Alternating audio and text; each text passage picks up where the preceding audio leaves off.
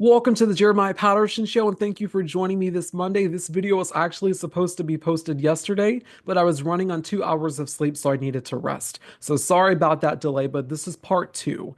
Of course, yesterday we covered the rise of far right-wing governments and authoritarianism around the world and the global resistance to that movement. If you haven't already, be sure to go watch that. That is part one. This is part two, the resistance movement happening in the United States.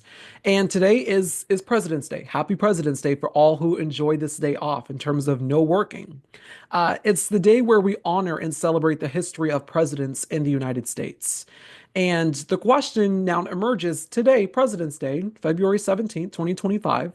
Do we have a president right now or a rising dictator? I mean, this is what Donald Trump tweeted a couple days ago.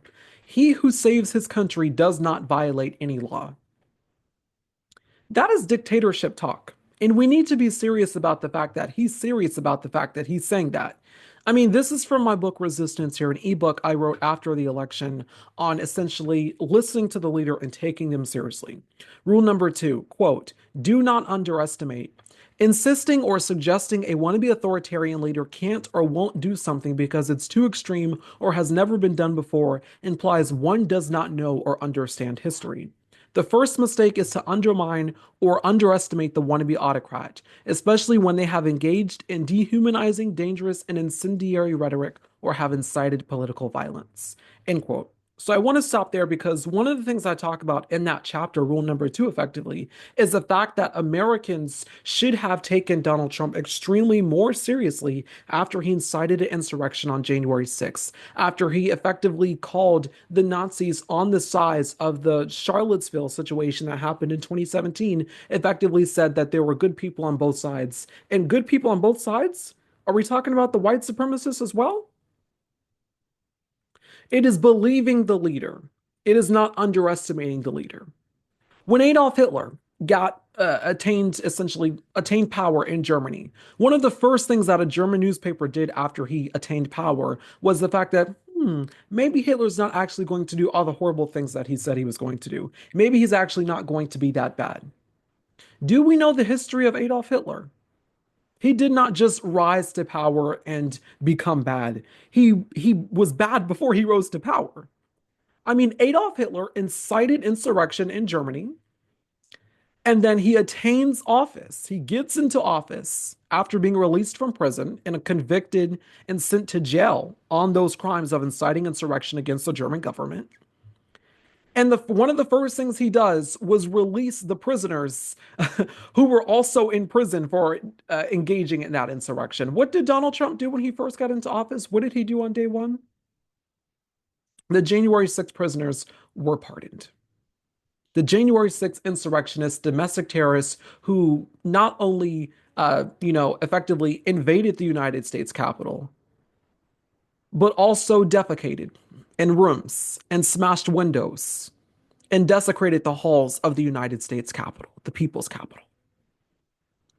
Donald Trump is serious when he says things like this.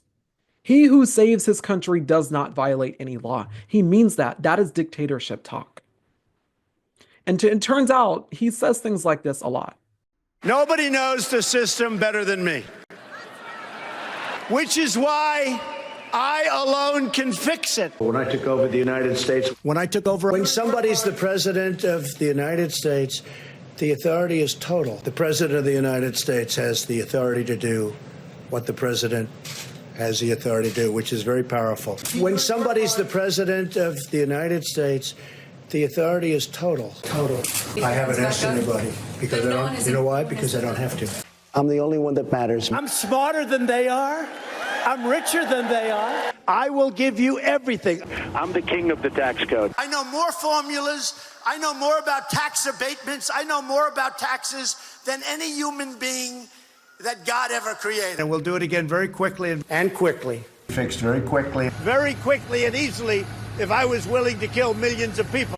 Unheard of, impossible to believe. We're really heading in a bad direction. What the hell do you have to lose? I will fix it. I alone can fix it. What does that mean? We don't need the courts. We don't need Congress. I alone can fix it. So therefore, whatever I do is justified. No one should say anything because I'm saving the country. I got it.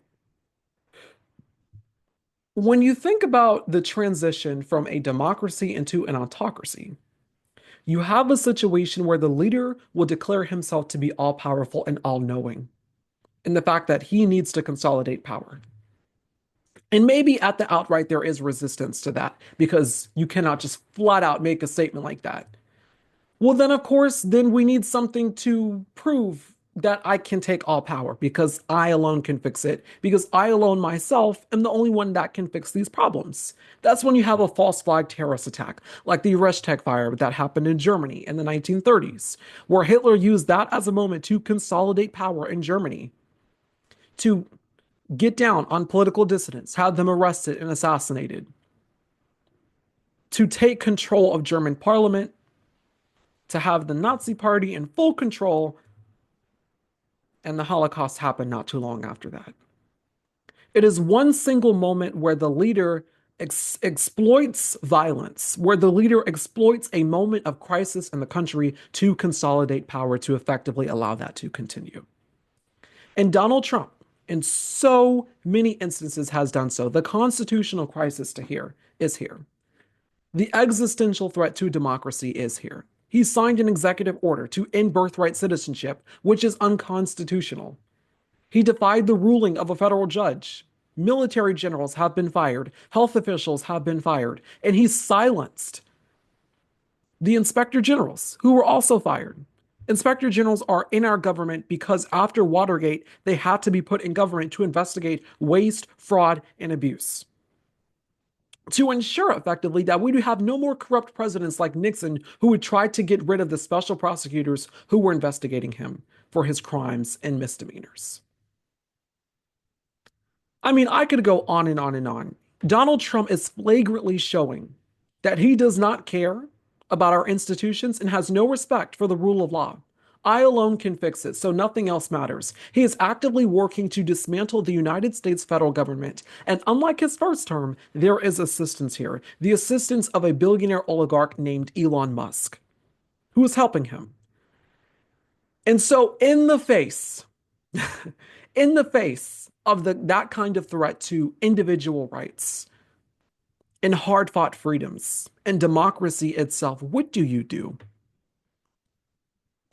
The answer, everyone say it with me, mass resistance.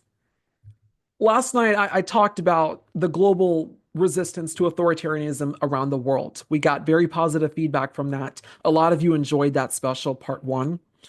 And we're going to be talking about here today, essentially the resistance here in the United States. What is happening? As I aforementioned, today is President's Day. There are mass protests planned all over the country today, all 50 states across the country. It's called the 50501 movement, which stands for 50 states, 50 protests, 50 states, and one movement. This grassroots movement was organized by a Reddit user in late January, spreading across a plethora of social media platforms, and amassed major support. Monday's protest today effectively is being called a call to action to protest what is happening in our government. An unlawful, illegal takeover, the start of a dictatorship and an oligarchy. So be on the lookout for that. That is happening today. It's going to be fantastic because that resistance is absolutely much needed. In response to that, though, I do want to read you this part from my book where I talk about defending institutions and how that is absolutely key to what's happening right now in regard to these mass protests that are going to be happening all over the country today. This is from my book here. It's rule number 4, defend institutions. Quote, do not fall into the trap of complacency, believing that our institutions will safeguard democracy on their own. As citizens, it is our duty to actively defend them, for without vigilance, they will crumble like dominoes. In the absence of opposition, protest, or outright resistance to the abuses of power by would-be authoritarians, these institutions will weaken, falter, and ultimately succumb. So, I mean, what's happening here in regard to these mass protests that are transpiring all over the country in protesting what Elon Musk and Doge and Trump are doing in office is great. That is democracy working. That is being part of the resistance, defending institutions, knowing that institutions cannot just do the work themselves, but you have to have citizens out in the streets. Because if there are not citizens out in the streets protesting the abuses of power, you're going to have a situation where the authoritarian leader feels enabled, they feel emboldened. The people have already capitulated, they have already begun to obey in advance. That is teaching power what it can do, as Timothy Snyder talks about in his book on tyranny, which was an inspiration for my book Resistance, post 2024 election. This man here, Ezra Levin, who is the co-founder of Indivisible, a resistance guide for Donald Trump's administration and threats to democracy, told the San Francisco Chronicle, quote, Donald Trump wants you and everyone else to feel like they're powerless. Many congressional Democrats want you to feel that they're powerless to stop him. Both are not true. Brad Bowman, a veteran Democratic strategist, said, quote, every single aspect of Project 2025 is currently being enacted before our eyes. And if we are not acting with the same intention, we're just going to get smoked. Absolutely. And I do want to talk about tonight a couple of examples of key resistance, because I know that's why lots of you joined here. Is there resistance happening right now? Is there resistance that is transpiring? And I want to read you this chapter from my book here. It's rule number 5, know what's happening, because I feel like we all should be paying attention here. Quote, pay attention to what's happening in your state, city, county, and not just the national level. Watch local news. Do your research and stay informed. Ensure that you are reading and researching beyond the mainstream media headlines. The worst of what's happening will either be underreported or transpiring quietly. While the administration or mainstream media seeks to focus on something rather nonsensical or less offensive. As MSNBC host Rachel Maddow once said, watch what they do, not what they say. That requires you as a citizen to be an investigator, dig deeper, read longer articles, watch documentaries while researching, and the wealth of information available to us is still legal and accessible. I go on to write here, quote, watch local journalism and buy local newspapers. Fund them so that they will have the money to report on and expose local government corruption, policy issues and health crises, or local matters that have direct influence on your lives. Praise hardworking journalists. Send them kind letters. Let them know that they are appreciated and that their work matters. Don't just watch national news, but know what's happening in your own backyard. Pay attention to what's happening in local politics and government is essential to prevent figures like Huey Long, whose reign in Louisiana turned democracy into a virtual dictatorship. Long rose to power as a populist, promising to uplift the poor, but his methods undermined the very institutions meant to protect the people. As governor and later U.S. Senator, Long concentrated power in his hands, systematically dismantling checks and balances. He controlled the state legislature, bullied judges, and used the National Guard to suppress dissent. Long censored the press, packed courts with loyalists, and used state funds to build his own political machine. Louisiana under Huey Long became a one-man regime where loyalty to him determined career and resources, while opposition was met with intimidation and ruin. His dominance proved that neglecting local government can allow authoritarianism to take roots at the grassroots level, growing unchecked until it threatens democracy itself. Active civic engagement and vigilance at the local level are the only defenses against such destructive power. Who controls your state legislature and what are they doing? Are they passing or proposing legislation that would endanger or restrict minority or fundamental rights? Where is your state capitol or local city hall? Protest whatever injustice you see happening. Make your voice heard. Call your state representatives or officials and pressure them to not vote for detrimental policies or legislation. Right now, in North Carolina, for example, the 2024 election showed Republicans losing their supermajority in the state legislature and the governor's race to replace Democrat Roy Cooper with Trump-endorsed pro-Nazi black, yes, you read that right, Republican Mark Robinson. Democrat Josh Stein prevailed on election night, winning the state for governor, along with Democrats winning every other statewide race except for state auditor. The legislature, currently controlled by Republicans, are actively seeking to strip the new governor and attorney general of significant authority before they lose power officially in January.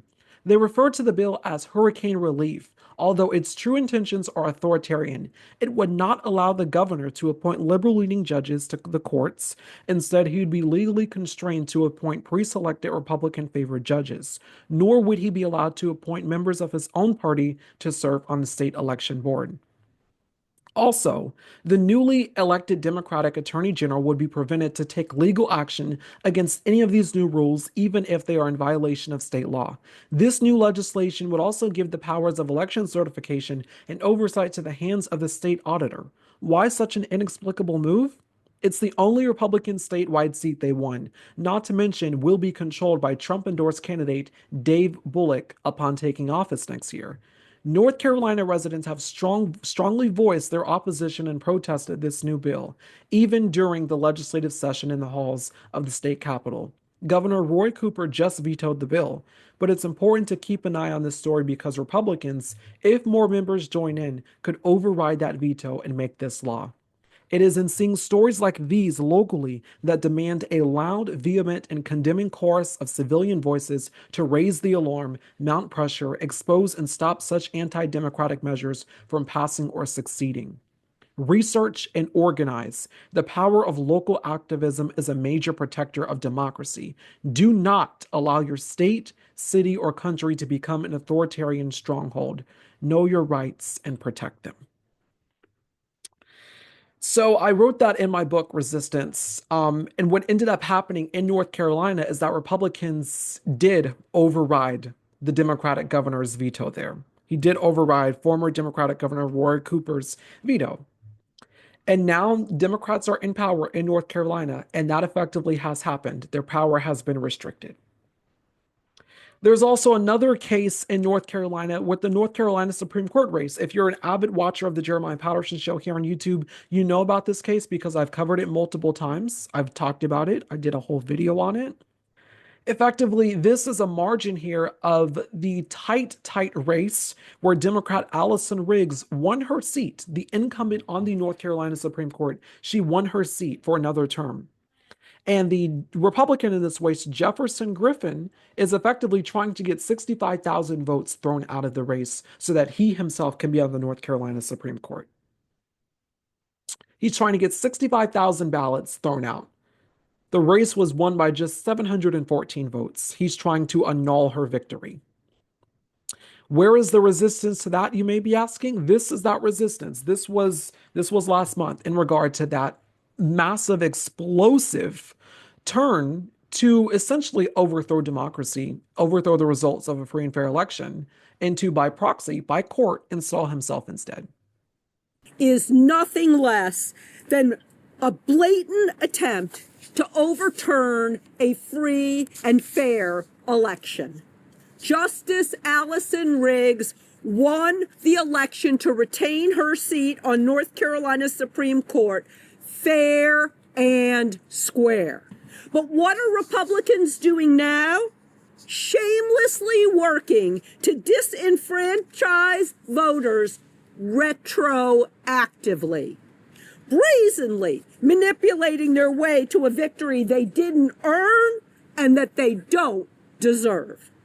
Justice Riggs' opponent refuses to accept defeat. The question is, are our state courts able to stand up to the partisan pressure and make the decision that is best for our state's democracy? Today, the latest turn in the tumultuous and razor-thin race between Supreme Court candidates Allison Riggs and Jefferson Griffin. Ann Webb with Common Cause North Carolina has been following the fallout from the race closely, including the latest turn this week. And I think North Carolinians should be paying close attention to what this court does and ask themselves whether the court is behaving the way we think our courts should. After a judge ruled in favor of Riggs last week, upholding decisions from election officials to reject protests by Griffin, who's seeking to throw away 60,000 votes as part of his challenge, a new petition is seeking to take the case right to the state Supreme Court, bypassing the Court of Appeals altogether.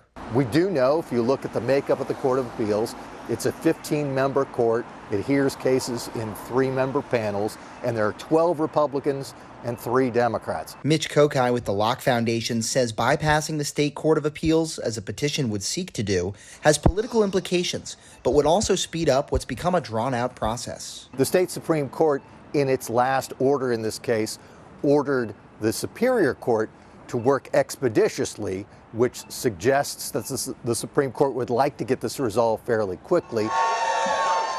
This weekend, several local rallies are planned in response to Griffin's challenge of the race, the last undecided race from the 2024 elections. In Fayetteville, the NAACP is leading a rally on Sunday at 2 p.m. before a similar demonstration steps off in Raleigh on Monday at noon. Webb says the results of this race and a possible overturning of last week's court ruling has major implications beyond our state. While we might view this as a North Carolina issue and an issue of concern just for these 60,000 voters, that is really not the case. This goes well beyond just this election and just these voters. That is the live case we are following here on the Jeremiah Patterson Show as litigation continues in the courts on that matter, as we're continuing to watch that situation unfold. So far, the Republican in the race has not been successful in the fact that multiple courts keep striking him down in terms of wanting to hear the cases. But of course, the appeals court in North Carolina recently ruled that it's not going to go to the Supreme Court, the North Carolina Supreme Court, especially after what they said. The North Carolina Supreme Court said that if it were to go up to them, they'd be inclined to rule in that guy's favor, rule in the Republicans' favor, to put him on the high court and not Allison Riggs, who actually won the seat by voters. So we're going to follow that here on the Jeremiah Patterson Show. We're going to keep you updated on what's happening there in North Carolina. Major resistance happening there right now in terms of preventing him from taking that seat.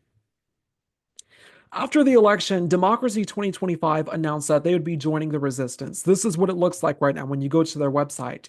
There are also lots of petitions that are out there.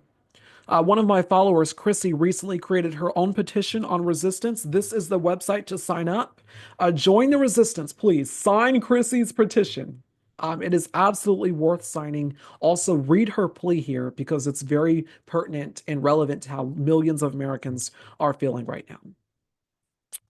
And in regard to that, in regard to Chrissy's petition, I will just say here that a lot of you are asking, a lot of you have been wondering, what have the Democrats been doing? Where are the Democrats? And are they a part of the resistance movement right now? Yes, yes, and yes. And the resistance is quite loud here. This is, for example, Democratic Congresswoman Jasmine Crockett, followed by Elizabeth Warren and Maxwell Frost. But let me tell y'all something. I know some of y'all have been frustrated, and you've been saying, where are the Democrats? Where are our leaders? Well, I'm here to tell you that we ain't never left y'all, all right? We are here. We are also going to make sure that they uphold the law. We are not going to sit around while you go ahead and desecrate our Constitution, or you look at the laws that have been passed into law and say, never mind, we'll just ignore that. Instead, we are going to be in your face, we are going to be on your asses, and we are going to make sure, you understand what democracy looks like. This ain't it. There's absolutely no oversight as to what he's doing. What's to stop him from stealing taxpayer money? Nothing. That is why we're here as House Democrats, to hold the line and fight for our constituents. Listen, they campaigned across the entire country telling people they were going to fight for working people, but they lied. They want to use the government to further enrich these corrupt billionaires and corporations. They want us to believe that the reason we can't pay for our health insurance, the reason we can't cover rent, the reason kids are dying on the streets due to gun violence, the reason there's so much wealth inequality and that so many people live paycheck to paycheck is because of the immigrant, or because of the trans person, or because of your neighbor. They lied. It's because of corrupt billionaires like Elon Musk and corporations, not our fellow working people. I'll end by saying this. We might have a few less seats in Congress, but we're not going to be the minority. We're going to be the opposition. That's right. We're not going to allow them to steal from our people, from working class people. And we will fight, we will provide oversight, and we will win. Let's go! We have got to tell Elon Musk, nobody elected your ass. Nobody told you you could get all of our private information. Nobody told you you could be in charge of the payments of this country. Elon Musk wants everyone in America to be at the mercy of Elon Musk. We are here to fight back. And we cannot allow Elon Musk and a small group of people to secretly, behind closed doors, take away our privacy, take away our dollars, take away everything we have. We are going to fight this fight. I am going to stand with you in this fight, and we will win. We will win. We will win. That was one of the major nobody elected Elon Musk rallies that transpired, where you had hundreds of thousands of protesters in the streets all over the country, not just where they were. Congressional Democrats were speaking, but you also had them protesting everywhere. And I want to draw your attention to something that happened last week, a congressional hearing that transpired investigating Doge and Elon Musk. And it's the House Oversight Committee. Now, Congresswoman Jasmine Crockett essentially noted the fact that the House Oversight Committee was going to be doing this. What are the checks in terms of power for what Donald Trump and his administration are doing? That is the House Oversight Committee. And it starts here with the chairwoman of the co-chairman of the committee, who is the Democrat here on the side. And she effectively starts, and then she goes in here talking about what Elon Musk and Doge are doing. And then you have some other very powerful members of Congress that frankly aren't getting enough attention, I believe, in terms of joining the resistance movement here and speaking out about what's happening, and the House Oversight Committee doing work to investigate and hold the Trump administration accountable. That is a very powerful committee in Congress, House Oversight. And you're also going to hear from Congresswoman Jasmine Crockett at the end talking about what's happening right now in our government and why we should be hell-bent on exposing the truth and staying in the resistance. Watch.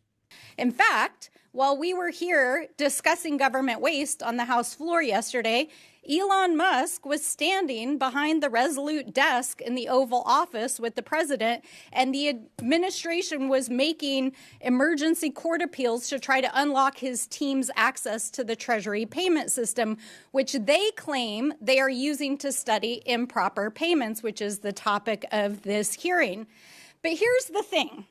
The Treasury payment system, which includes Social Security information and bank accounts for millions of Americans and data that's critical to national security and the operation of the U.S. government, and payments that go out the door annually equal to almost a fifth of the U.S. economy, is not where the payment decisions are made, because that happens inside the agencies that are currently being dismantled.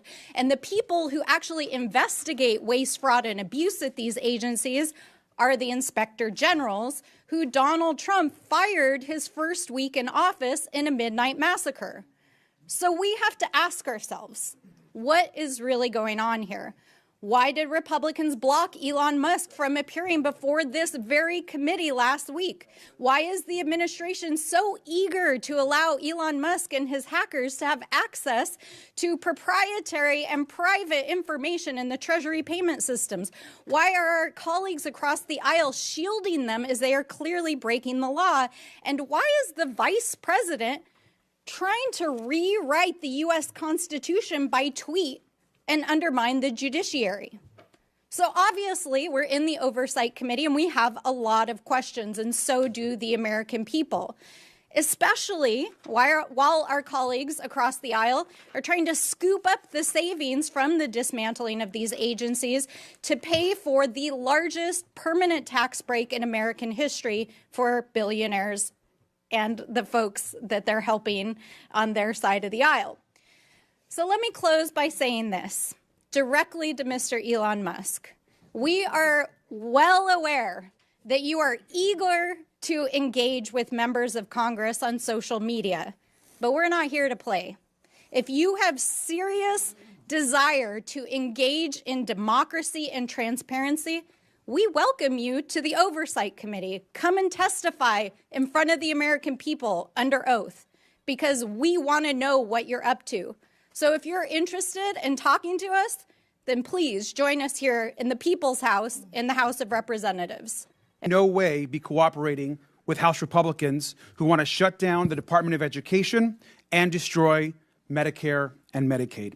And we should not stand by as the richest man on the planet gives himself and his companies huge tax cuts while the American people get absolutely nothing. Now, I find it ironic, of course, that our chairwoman, Congresswoman Green, is in charge of running this committee. Now, in the last Congress, Chairwoman Green literally showed a dick pic in our oversight congressional hearing, so I thought I'd bring one as well. Now, this, of course, we know is President Elon Musk. He's also the world's richest man. He was the biggest political donor in the last election. He has billions of dollars in conflicts of interest, and we know that he is leading a power grab, also abided by and encouraged by Donald Trump and, of course, the chairwoman, Congresswoman Green. But I also want to run through what DOGE actually is going to do. It's a demolition plan that's going to run through our government. DOGE is trying to abolish the Department of Education. That means opportunities denied to kids. It means you're ripping away opportunities for children with disabilities who are dependent on this money. You're also halting medical research, which is also critical, which we have to also stop. The idea that we're going to eliminate or destroy the Department of National Institutes of Health, NIH, is crazy. Let's talk about the Department of Labor. We're talking about protections for working people across this country, where people can actually complain about abuses their companies are making against them and their coworkers. Workers are now going to be in danger. And let's also talk about the Consumer Financial Protection Bureau, another huge issue for us. Think about the scammers and fraudsters that will be empowered across this country because Elon Musk wants, essentially, these companies have more power over consumers and over people across this country. Look at the Centers for the Centers for Medicare and Medicaid Services. That is actually what's being discussed partly today. Healthcare, we're talking about being denied to millions of poor people, working class people across this country. And now, of course, they're on to their largest target, the U.S. Social Security Administration. We're talking about the destruction of the actual social safety net in this country. We know that 1 in 5 Americans collect Social Security, seniors, disabled people. This entire plan is about hurting the American social safety net and destroying our institutions. And it's important that we actually call out what is happening at this subcommittee. This is not about working with the richest man on the planet. This is actually about empowering. This committee wants to empower the richest person in the world to hurt people so they can take all of this money that they so-called want to save and then give it to themselves, their companies, and their billionaire friends. That is the attack that is happening in this committee and across this country, and it's important that we call it out. We also know, of course, that Elon Musk is sending his unqualified DOGE staff to carry out this agenda across all these agencies. And in some cases, actually teenage staffers. No accountability, no experience, and problematic records. They're trying to rob you, and they're probably a minor. Thank you, and I yield back. Inspector General. I believe he was also fired. Also fired. At least 5 inspector generals that were looking into Elon Musk's companies were fired by the Trump-Musk administration. These inspector generals, who are independent, protected by law, they are the people that find the waste, fraud, and abuse and found many of the cases of waste, fraud, and abuse that have been brought up today, fired because they were looking into Elon Musk. At the NLRB, the National Labor Relations Board, which is supposed to protect workers from getting their unions busted by folks like Elon Musk, made functionally broken by the so-called Department of Government Efficiency that really is the Department of Government Efficiency for Elon Musk, not for you. They are trying to shut down the Department of Education, the Department of Labor. You know what Elon Musk doesn't seem to be looking into? His own contracts. Again, I'll ask you, Mr. Talcove, do you know how much money a day Mr. Musk will receive from the federal government for his contracts? No. The answer is $8 million a day. Just last year, Elon Musk was promised $3 billion from close to 100 contracts with the federal government. Ms. Royal, do you know how much the average person in this country who survives on Social Security, one of our seniors who's worked their entire life, about how much they have to survive on a day? I do not. $65 a day. We're not looking into Elon Musk's $8 million a day. This subcommittee, chaired by Marjorie Taylor Greene and the House Republicans, is looking into your grandmother's $65 a day. Let me be clear. I think we would all support taxpayer savings, look into money we might needlessly send to billionaires and big corporations, find taxpayer savings, and send it back to your hardworking family.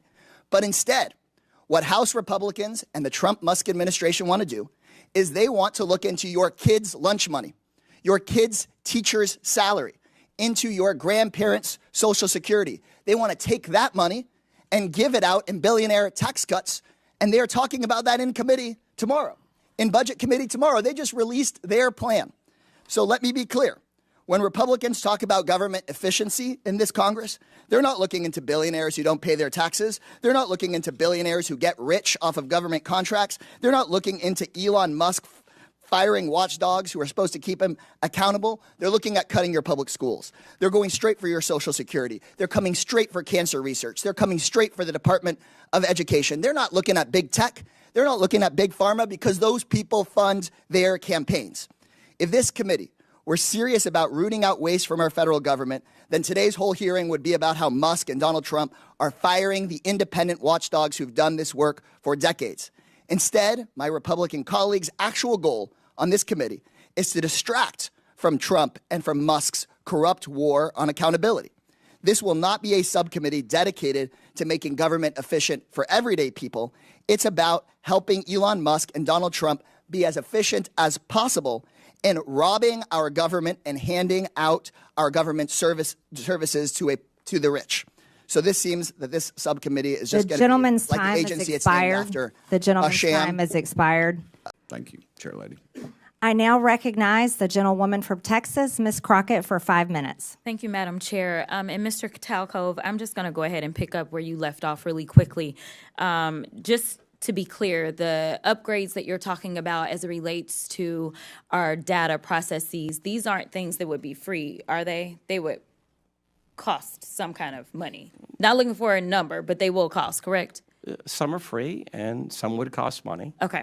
All right. So I just want to leave it there because we've had a number of these hearings. So I do want to be clear, before the Trump administration came in, this committee did exist in the form of the Oversight Committee, and our task is to root out waste, fraud, and abuse. In that vein, we had a number of hearings, at least last term. I can't speak for any other term as I'm only in my sophomore term. And we dealt with improper payments. And interestingly enough, our chairwoman, who is so passionate about this today, she missed every single one of those improper payment hearings. But just to be clear, I was there, so I don't want anyone to believe that Democrats just come to work and don't plan to do work.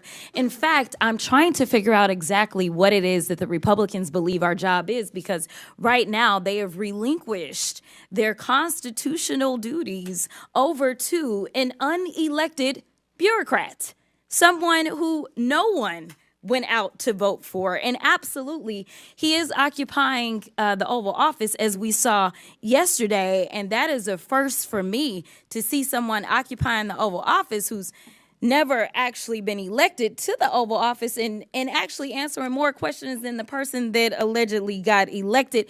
But for whatever reason, this is the first time we're having a DOJ subcommittee hearing, and that guy's not here. Instead, we have y'all. So I do want to thank you for coming. But I will say this. It's also interesting to me that in the first few days of DOJ existing, we know that they are trying to get rid of the Department of Education, USAID, Consumer Financial Protection Bureau. They're laying off FAA workers. They are going after the FDA, the CDC, the HHS, the FBI agents, and they're talking about getting rid of FEMA. And they brought y'all in. And I am going to say that I actually was shocked that there was only one person that seemed like he was an overt Trumper as you laid out your opening remarks, because I anticipated that at least one of y'all would say, yes, what Elon is doing is exactly what we would prescribe. But instead, I will applaud you because you actually were focused. you talked about what the American people are looking for us to do. We've actually consistently on this side of the aisle promoted this idea of making investments into technology so that we can do things such as, say, look at the Department of Defense. The Department of Defense that takes up approximately, 50% of our discretionary income. Or our discretionary spending, approximately 50% goes to Department of Defense. Department of Defense has not been able to pass an audit in the last 6 audits, and we're not talking about pennies. I understand that we want everything to be perfect, and if we could get all waste, fraud, and abuse out, that would be fantastic. But let me talk about the big numbers. The big numbers are on that side. When we look at, say, our entire workforce, our federal workforce, as we're trying to somehow fire all of them, they don't even make up a total of 5%. It's even less than that when we look at our budget. But let's talk about defense. That just happens to be the same side of the ledger that Mr. Musk gets the vast majority of his money from. In fact, at the same time that they were unlawfully, and we will stay in court, because on this side, we believe in law and order. We believe in, a number of us are actually lawyers, but nevertheless, we understand the Constitution. We believe in that as well. And so there's things such as, impoundment, right? Because as Mr. Whitson said, he said, we need to return the power of the purse to Congress. It never left. According to the Constitution, that's where it's at.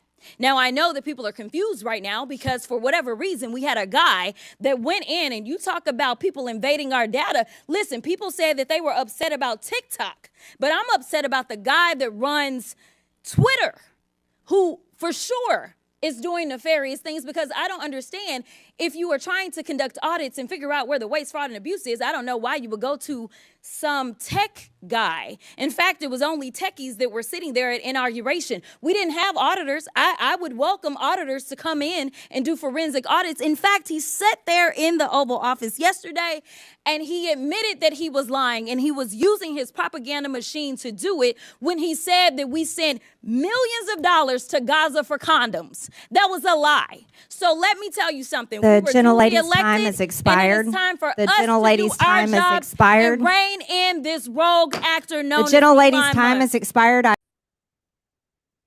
Once again, members of Congress delivering powerful, powerful statements in regard to what's happening right now in our government. And I know a lot of people are saying, yeah, talk is cheap. What's actually going on? Well, the Democrats are fighting back. This is what's happening. I want to show you something here. This is an article from semaphore.com, the resistance that is transpiring. Quote, the new resistance to Donald Trump's presidency had a plan. State attorney generals from Maine to Hawaii would rush to court to stop vast portions of the agenda Trump had spent years promising to deliver. And it's working. Democratic attorney generals and the Democracy Forward coalition of liberal lawyers have been winning in court and throwing up hurdles to his agenda. Skeptical judges have had kept federal workers in their jobs, unfrozen billions of dollars in grants, and preserved birthright citizenship. Democracy's own network of partner organizations have grown from around 180 after the election to more than 400 now. Quote, the Trump administration spent years preparing for the blitz of executive orders we're seeing now, but the legal strategy is working.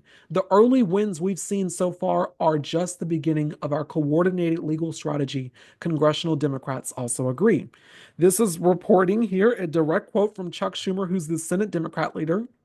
We've had a great deal of success with preliminary injunctions, temporary restraining orders in the courts. I think we are close to 50 suits filed in almost every major issue. The courts have put a freeze on stopping the Doge people from implementing what they want to implement.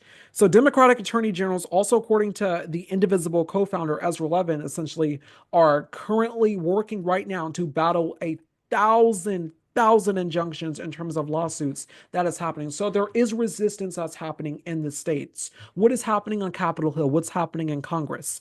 Once again, there are mass protests. As I said at the beginning of the show, there are mass protests because today is President's Day.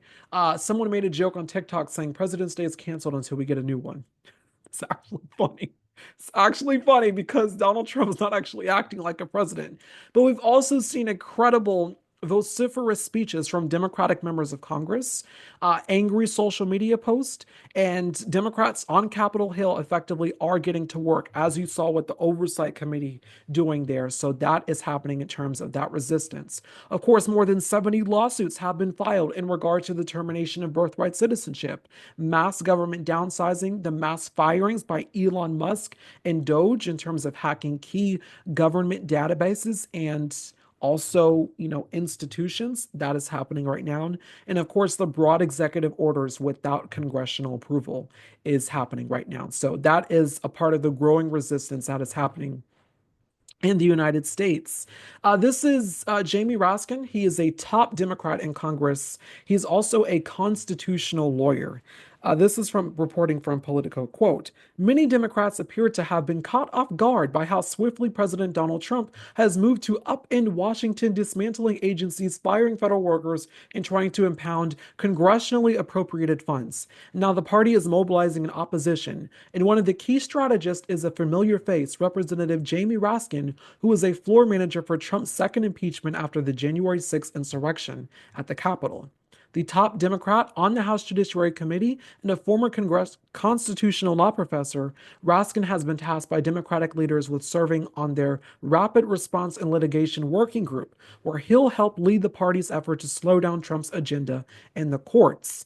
In a podcast with Playbook, Deep Dive Podcast, Politico's podcast here, the progressive Maryland Democrat said, quote, we've won 14 temporary restraining orders or preliminary injunctions. We are winning in court, and the rule of law is going to stand. So that's some resistance that's happening on that front. Of course, as I aforementioned, what's happening with the top leader in the Senate for the Democrats, that is Chuck Schumer. And Chuck Schumer says that Senate Democrats have laid out a strategy to push back against Donald Trump here. Quote, Senate Democrats have a responsibility to fight back on behalf of American families as Republicans look out the other way in obedience to Donald Trump. And we are. He talks about laying this strategy effectively on multiple fronts. One of the fronts here is effectively creating something called a whistleblower portal. So if you are someone who works in the government and you have been fired by Elon Musk, you have been fired by Donald Trump, you have been let go, or there's corruption happening in the top echelons of the federal government, or Doge officials are accessing key government databases that are sensitive or leaking classified information, you can now anonymously essentially report it to this new portal that Democrats have created. Essentially, this portal is to get testimony from whistleblowers, to field reports of corruption, abuses of power, and threat to public safety. So that's something that is happening. Blow the whistle. So that is just absolutely incredible. Chuck Schumer also says that Democrats are also preparing litigation. That is happening right now.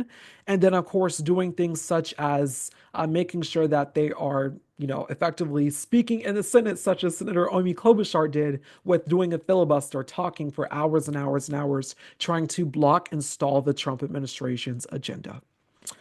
So there is mass resistance happening right now all over the world in terms of the rise of authoritarianism and right-wing governments rising up. But there's also mass resistance here in the United States to what Donald Trump and his administration are trying to do with the implementation of the Project 2025 agenda. Donald Trump's tweet is not surprising to me. They were obviously going to circumvent the judicial branch. They were going to circumvent the legislative branch. The goal here is to only sign executive orders. I'm not going to send legislation to Congress because I don't need Congress, even though I have both of the houses in Congress. That's not the point. My goal is to consolidate power and to become the dictator. But millions of Americans are saying hell no to that, and they are protesting in the streets today. They are fighting back. They are our Democrats in Congress delivering fiery, vociferous speeches on the fact of what is happening here, sounding the alarm on what is happening in our government. But also standing firm, not just talking here, but actually doing things to be a part of the resistance here in order to save democracy. The only way to defeat authoritarianism is mass resistance. And mass resistance does not work if it is just grassroots resistance, because you also need the assistance of the institutions. You also need the assistance of a major political party, and that is happening right now. It's not getting a lot of coverage in mainstream media. It's not getting enough coverage in the mainstream press, but it should be, because it's an inspirational movement that is happening. It is completely energizing. It is fueled with passion to fight back on what's happening here. So one last time, I make this plea here to definitely go pick up my book. Once again, Resistance, a strategic guide on how to fight back, defend democracy, and avoid a Trump dictatorship. It has 7 rules on how to get through this moment, history of authoritarian movements in the past, and how we can look at those lessons to avoid making the same mistakes in the future, but also what not to do and what to do to counter this moment that we're living in. It also includes information on Project 2025 and key info that you should know about in regard to what's happening right now. This is not me guessing things that are happening, or not me hypothesizing what's going to happen. This is me saying that they wrote Project 2025 and they're implementing it page by page. That's what's happening. None of what Donald Trump has done has surprised me, because they wrote about it. And I read Project 2025 in 2023. Millions of Americans did not, and now millions of Americans are suffering, including the ones who voted for Donald Trump. But there is a way to get through this. There is hope. That is mass resistance. Mass resistance defeats authoritarianism. That is the only way it works. I'm going to play you one more story here, a little bit of a hopeful message. I'm going to end off on this and effectively end the video, about something that is happening right now in terms of how Democrats can take back the House in less than 60 days. So thank you all very much for watching this video. I appreciate it. I appreciate your support. I love all of you so much. Thank you for watching this video. Please comment down below if you feel energized and if you enjoyed this special, if you have any questions, or if there's anything else you want me to cover. All right, here is that hopeful note to end off. Here it is. Number 2, Democrats can take back the House in just 60 days. How, you ask? Well, when Donald Trump was picking cabinet officials for his administration, something that he did that was politically dumb was pluck members out of the very thin Republican House majority. In fact, he took 3 and all of them had to resign their seats. Well, the first of these 3 special elections is scheduled. Special elections, of course, to replace those vacant seats right now on Capitol Hill. And Democrat Gay Belmont is running to essentially take that seat in Florida to potentially win that seat. And that's very special, and that's also good, because if the Democrats are able to pick up that seat and the 2 others, including out of New York, for that special election, they will take back the House in just 60 days.